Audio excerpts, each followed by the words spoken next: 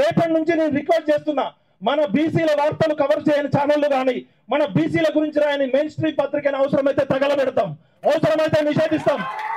ఇది direct warning.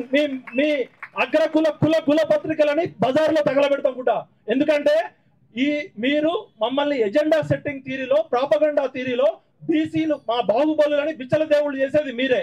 ఇక media సంగతి అట్లుంది, న్యాయ వ్యవస్థ చూస్తే అట్లుంది, రాజకీయ వ్యవస్థ చూస్తే ఈ 130 కులాలలో కనీసం ward member, sarpanch, MPTC, ZPTC కాని కులాలు 90 కులాలు పైన ఉన్నాయి. మనము ఎస్సీలకు ఎంత వస్తుంది రిజర్వేషన్? ఎస్సీలకు ఎంత వస్తుంది రిజర్వేషన్? 17% వస్తుంది. ఎస్టీలకు ఎంత వస్తుంది? 10% వస్తుంది. బీసీలకి 10% ఉన్న ఓసీలకి 10% ఈడబ్ల్యూఎస్ రిజర్వేషన్ వస్తుంది. 60% పైగా ఉన్న బీసీలు, ఎంబీసీలు, ఈబీసీలు, డీనోటిఫైడ్ ట్రైబ్స్ కి, డిఎన్టీలకి 0 రిజర్వేషన్. సంచార జాతులకి, అర్ధ సంచార జాతులకి, విముక్త జాతులకి 0 రిజర్వేషన్. విముక్త కులాలకి 0 రిజర్వేషన్. 60% పైగా ఉన్న బీసీలకి 79 సంవత్సరాల తర్వాత, 75 ఏళ్ల రాజ్యాంగం అమలైన తర్వాత బిడ్డలారా, మాకు బీసీ కృష్ణన్న కావాలి కానీ బీజేపీ కృష్ణన్న వద్దు. ఆయనని బీసీ కృష్ణ అంటాం మనం, బీజేపీ కృష్ణన్న అక్కర్లే. మా లక్ష్మణ్ అన్న మాకు దూర బంధువు. మా మున్నూరు కాపులో చాలా మంది ఉన్నారు, బిచ్చల దేవుళ్ళు ఉన్నారు, కట్టపల్లి ఉన్నారు. నా నుంచే స్టార్ట్ చేస్తున్నా. లక్ష్మణ్ గారికి 4 పదవులు వచ్చినాయి. ఓబీసీ సెల్ చైర్మన్ వచ్చింది, రాజ్యసభ వచ్చింది, పార్లమెంట్ పార్టీ కమిటీ, మొత్తం దేశం మొత్తంలో 8 మంది ఉంది. మరి లక్ష్మణ్ గారు ఎక్కడ మాట్లాడరే? లక్ష్మణ్ గారు మాట్లాడాల్సిన అవసరం, ఆయన బీసీ కాకపోతే ఆ పదవి వచ్చేదా? ఇప్పుడు రేవంత్ రెడ్డి గారు ఏమంటారో చూస్తా. రేవంత్ రెడ్డికి సప్పట్లు కొట్టాలా, చెప్పుల దండేయాలో చెప్తా. ఆయన మాట్లాడింది ఎందుకంటే కుండ బద్దలు కొట్టాడు చెప్పాల్సిందే. ఇవాళ రేవంత్ రెడ్డి మాట్లాడింది వినండి ఒక్కసారి. ఈ రిజర్వేషన్ల గురించి రేవంత్ రెడ్డి గారికి పాలాభిషేకాలు, పూలాభిషేకాలు చేస్తున్నారు కదా. ఇప్పుడు ఒకసారి రేవంత్ రెడ్డి గారు ఏమన్నారో విందాం. Just 1 minute.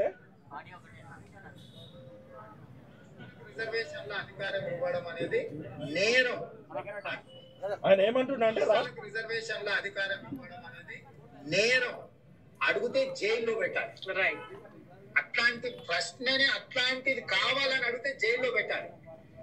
దేశ ప్రజల యొక్క ఫెడరల్ సిస్టమ్ లో concurrence state list, central list, concurrence list, కొన్ని అధికారాలు రాష్ట్ర ప్రభుత్వాలకు ఉంటాయి, కొన్ని కేంద్ర ప్రభుత్వాలకు ఉంటాయి, కొన్ని అధికారాలు. ఈ రాజ్యాంగం అంటే అంబేద్కర్ రాసిందే తప్పు అంటున్నావా నువ్వు? ఎన్నో డిబేట్లు సెంట్రల్ హాల్లో జరిగిన తర్వాత నిర్ధారించినవని ఏ అధికారం ఎక్కడ ఉండాలనేది నెలల కొద్దీ సెంట్రల్ హాల్లో డిబేట్ జరిగిన తర్వాత రచించిన రాజ్యాంగం ఇది. అంటే అంబేద్కర్ గారు రాసిన రాజ్యాంగం స్ఫూర్తినే తలకిందులుగా చేసి, అంటే ఈయన ఏమంటాడు అంటే రాష్ట్రాలు రిజర్వేషన్ గురించి అడిగితే జైల్లో పెట్టాలంటుండు. మరి నువ్వు పాలాభిషేకాలు, పూలాభిషేకాలు చేసుకున్నావు కూడా బొసుడికే. ఎందుకు పెట్టావురా నువ్వు? ఎందుకు పెట్టావురా? ఒక నిమిషం ఆగండి సార్. అంటే ఎవరిని మధ్య పెట్టడానికి పెట్టావు? మిస్టర్ రేవంత్ రెడ్డి, రాహుల్ గాంధీ గారు రాజ్యాంగం పట్టుకొని తిరుగుతున్నాడు కదా, జోడో యాత్ర, న్యాయయాత్ర అని. ఒక్క నిమిషం అన్న పార్లమెంట్ లో మాట్లాడిండా? నీకు ఇండియా కూటమిలో 250 మంది ఎంపీలు ఉన్నారు కదా, ఒక్క నిమిషం అన్న పార్లమెంట్ ని స్తంభింపజేసిర్రా? ఎవరిని ఎంతకాలం మోసం చేస్తారు? జవహర్ లాల్ నెహ్రూ దగ్గర నుంచి మోసం చేసుకుంటూనే వచ్చారు. మరి ఇక రామచంద్రరావు, బీజేపీ నాయకుడు రామచంద్రరావు ఏమన్నాడో కూడా చెప్పాలి. సరే, స్పష్టంగా చెప్పాల్సిందే, దూద్ కా దూది, పానీ కా పానీ.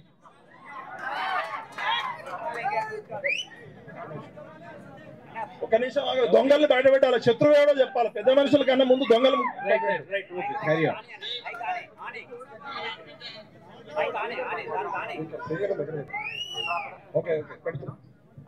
అంటే రామచంద్రరావు గారు ఏమన్నారో కూడా చెప్పాలి కదా. ఎందుకంటే కాంగ్రెస్ పార్టీ ఈరోజు 42% ముస్లింలకు, మన బీసీలకు రిజర్వేషన్ చెప్తూ దాంట్లో 10% ముస్లింలకు ఏదైతే జోడిస్తున్నారో దాన్ని బీజేపీ వ్యతిరేకిస్తుంది. 42% బీసీలకు మీరు రిజర్వేషన్ ఇవ్వాల్సిందే. ఎందుకంటే మీరు బిల్లు ప్రవేశపెట్టారు, ఆ బిల్లుకు సపోర్ట్ చేసింది బీజేపీ, బేషరతుగా సపోర్ట్ చేసినాం.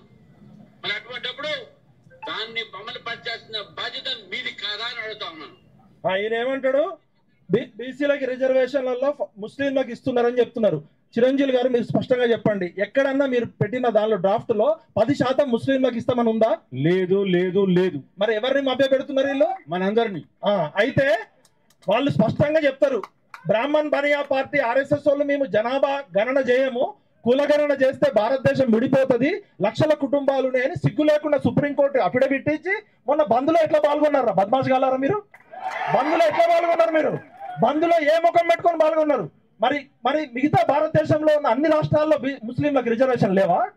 మోడీ గారు ప్రధానమంత్రిగా ఉన్న గుజరాత్ లో ముస్లింలు ఉన్నారా లేరా రిజర్వేషన్లు? అంటే ఇది ప్రజలని బీసీలని ఇంకా ఎంతకాలం పిచ్చోళ్ళని చేస్తారు? ఇది ఎడ్డి తెలంగాణ కాదు, గుడ్డి తెలంగాణ కాదు. బొడ్రాయి దగ్గర కూర్చొని రాయి పట్టుకొని కూర్చున్నాం బిడ్డ. ఒక్కొక్కరిని ఇంటి ముందు చావు డప్పు మోగిస్తాం. ఇక టీఆర్ఎస్ పార్టీ ఏమంటో చూద్దాం.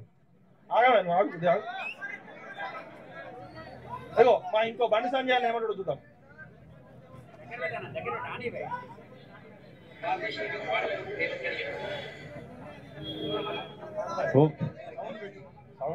Right right okay. ఇంకా బండి సంజయ్ గారు ఏమన్నారు కూడా చెప్పాలి సార్. వదిలేండి మనోలే కదా. Okay right.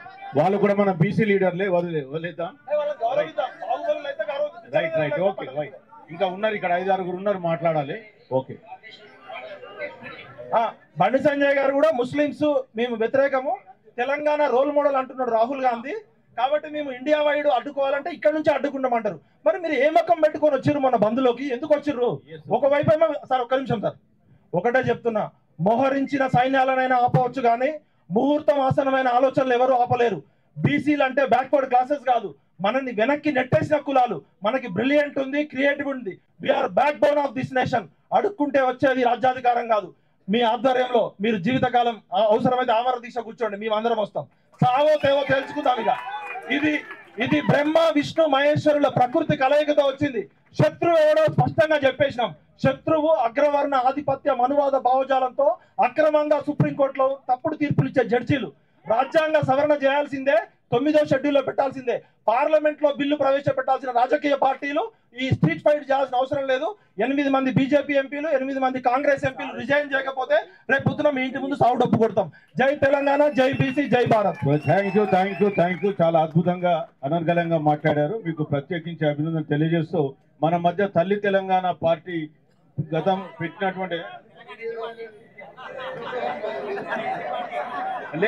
గతంలో పెట్టాడన్నాను నేను. గతంలో పెట్టాడు తెలంగాణ ఉద్యమంలో.